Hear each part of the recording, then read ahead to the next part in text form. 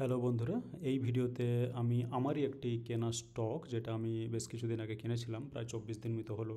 সেটা থাম্বনেল থেকে বোঝা যাবে, কারণ আমি লিখে রেখেছি যে 24 দিনের ব্যাপার। তো 24 দিন আগে আমি কিনেছিলাম। এক্স্যাক্টলি আমি কবে কোন ডেটে কিনেছিলাম সেটাও লাইভ দেখাবো, এবং কত প্রাইসে কিনেছিলাম সেটাও দেখা যাবে। আর আজকে সেটার কত প্রাইস সেটাও দেখে আমরা ক্যালকুলেট করে নেবো যে কত পার্সেন্ট। সুতরাং আমি লাইভ ক্যালকুলেট করে দেখাবো যে কত পার্সেন্ট অ্যাকচুয়ালি মুনাফা হয়েছে এই কদিনের মধ্যে। যদিও আমি অ্যামাউন্ট খুব কম রেখেছিলাম স্টকে, কারণ ওই মুহূর্তে আমার কাছে ক্যাশ ছিল না, আমার অন্য জায়গাতে লাগানো ছিল। তো যদি স্টক দেখার আগে আমরা যদি একটু দেখে নিতে চাই যে এই কোম্পানি কিসের সঙ্গে যুক্ত, কোন প্রোডাক্ট সেল করে, তাহলে আমরা এখানে থেকে দেখে নিতে পারছি যে এটা কোম্পানির ওয়েবসাইট।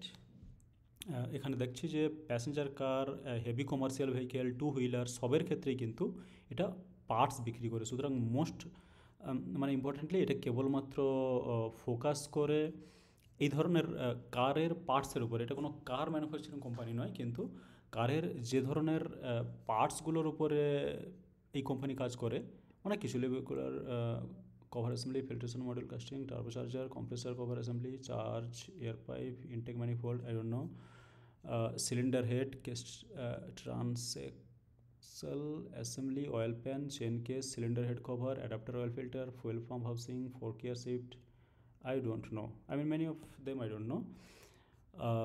বাট মোস্টলি এটা কেবলমাত্র ফোকাস করে কিন্তু কারের পার্টসগুলোর উপরে, যে ধরনের পার্টসগুলো আমরা কারে দেখতে পাই। তো এবার আমরা আমাদের যাওয়া যাক স্টকে পার্টিকুলারলি। তো আমরা কোম্পানির নাম দেখে বুঝতে পারছি যে স্টকটা কী হতে পারে। তো নাম দিলেই কিন্তু স্টকটি চলে আসবে।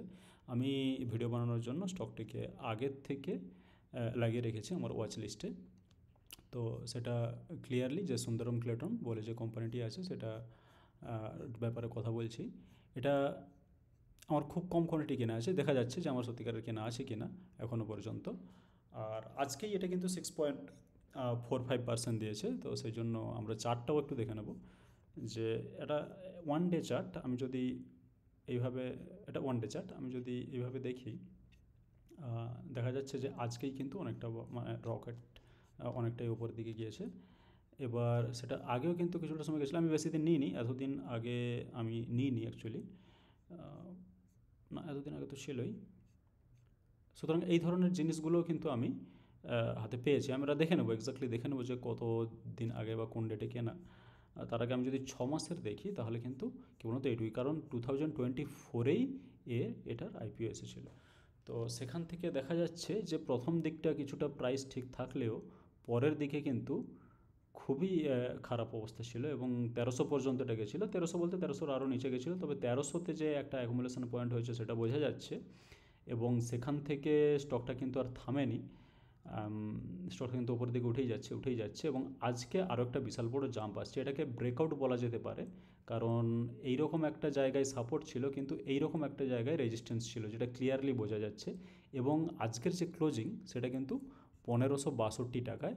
অ্যাকচুয়ালি এটা এনএসিতে, বিএসসিতে সম্ভবত 1568 বা কিছু তারও উপরে ক্লোজিং হয়েছে। যাই হোক, আমি যদি 1560-62 এরকমই ধরি, তাহলে কিন্তু ক্লোজিং হয়েছে কিছুটা এইরকম একটা জায়গায়, 1561-62 এই ধরনের জায়গায়। তো ক্লিয়ারলি বোঝা যাচ্ছে যে এইখানে যে রেজিস্ট্যান্স ছিল, এই রেজিস্ট্যান্সের কিন্তু অনেক ওপরে গিয়েই ক্লোজিং দিয়েছে। এবং হাই যদি দেখতে চাই তাহলে কিন্তু অনেক ওপরেই, ওয়ান ডে যদি আমি চার্টে দেখি তাহলে আমি দেখছি যে হাই কিন্তু 1600 টাকা। সুতরাং 1600 টাকা পর্যন্ত এটা গেছিল। এবং আমি যদিও এই প্রাইসটা লাইভই দেখেছি আজকে। তো এগেন আমি I am going back to 3 months chart. তাহলে এখানে ক্লিয়ারলি বোঝা যাচ্ছে যে এটা একটা একটা রেজিস্ট্যান্সকে ক্রস করে কিন্তু ওপরের দিকে বেরিয়ে গেছে। আর রেজিস্ট্যান্সকে ক্রস করে ওপরের দিকে বেরানো মানে আমার মনে হয় স্টকটা পজিটিভ। আমি স্টক আপাতত সেল করিনি। এবার দেখে নিই কনসোলে গিয়ে যে স্টকটা আমি এক্স্যাক্টলি কবে কিনেছিলাম সেটা দেখার জন্য এখানে এলাম। স্টকটা কেনা হয়েছিল কিন্তু 15ই মার্চ 2024। আমি আবার গোয়িং ব্যাক হেয়ার, 15ই মার্চ, এটা 18ই মার্চ, 15th মার্চ। তো এই ধরনের কোনো জায়গায় আমি কিনেছিলাম, 15 মার্চে কিনেছিলাম।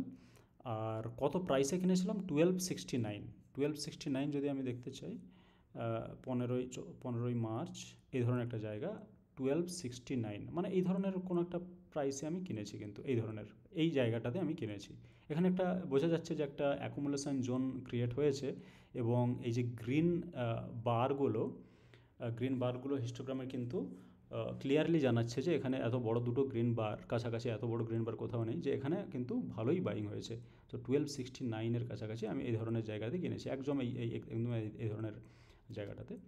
তো সেখান থেকে কিন্তু স্টকটা আর কখনো পেছনে ফিরে তাকায়নি, এতটা পুরো আমি গেন নিয়েছি। তারপরে কিছুটা নরম হলেও তারপরে কিন্তু আবার ওটা এবং যদি আমি 4 আওয়ার চার্টেও দেখি, এই জায়গায় কিন্তু একটা সাপোর্ট আছে, এই সাপোর্টের ওপরে কিন্তু আর একে নামতে হয়নি, এবং এই সাপোর্টের ওপরেই কিন্তু আজকে ব্রেকআউট দিয়েছে। এবার আশা করা যায় যে এটা হয়তো ভবিষ্যতে আরও কিছুটা ওপরের দিকে যাবে। আমাকে দেখতে হবে যে কবে আমি বিক্রি করব, তবে সেই ক্ষেত্রে আমি সেটাও জানাবো যে কখন আমি বিক্রি করলাম বা কত পার্সেন্ট বুক করলাম। তো এবার যদি আমি যাই হিসেবের ক্ষেত্রে, এখন আমি কিনেছিলাম অ্যাকচুয়ালি 1269 টাকায়, আর এখন প্রাইস হচ্ছে 1562। আমি সিম্পল ক্যালকুলেটারে গিয়ে হিসাব করব যে 1562তে 62 হচ্ছে এখনকার প্রাইস, আর আমি কিনেছিলাম 1269-এ, প্রায় 293 টাকা কিন্তু পার ইউনিট আমার লাভ হয়েছে।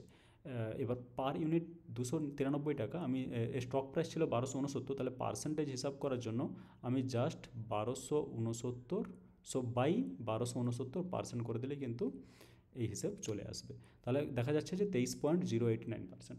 সুতরাং যদি আমি 24% বলি খুব একটা ভুলও হয়নি, এবং স্টকটা কিন্তু আজকে 24% অবশ্যই গেছিলো, কারণ এই 1600 পর্যন্ত এটা কিন্তু আজকে টাচ করে ফেলেছে।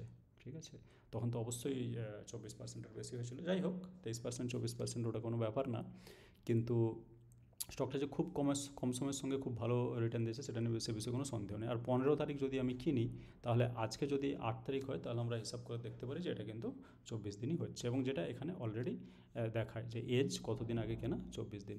সুতরাং 24 দিনে 24%, এটা কিন্তু অনেকটা রিটার্ন।